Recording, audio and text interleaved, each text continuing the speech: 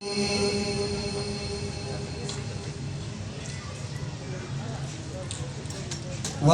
تقولوا لمن يقتل في سبيل الله أموات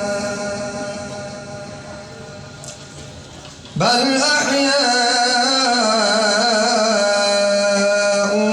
ولكن لا تشعرون.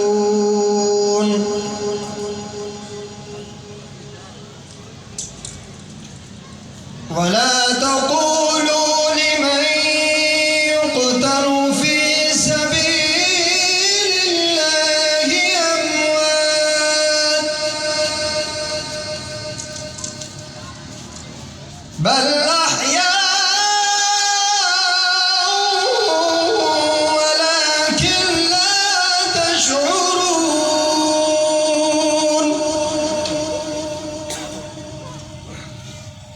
ولنبلونكم بشيء من الخوف والجوع ونقص من الأموال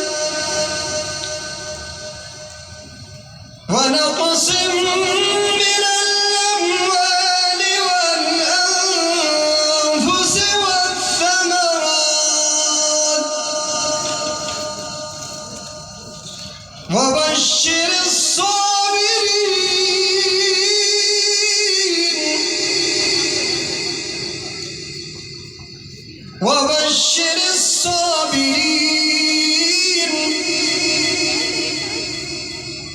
وبشر الصابرين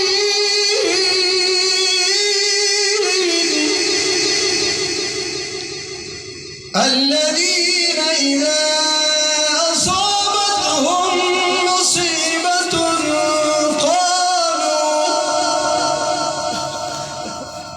قالوا إنا لله وإنا إليه راجعون.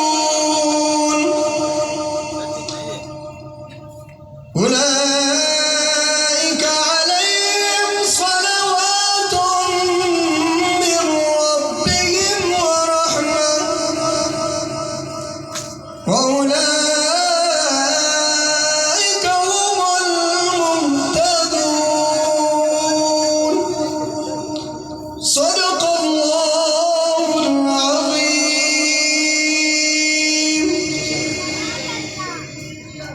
माशाअल्लाह ये थे जनाब कारी दिलदार साहब जो खूबसूरत अंदाज में आपके सामने तिलावत कलाम पाक से इस महफिल का आगाज़ कर रहे थे।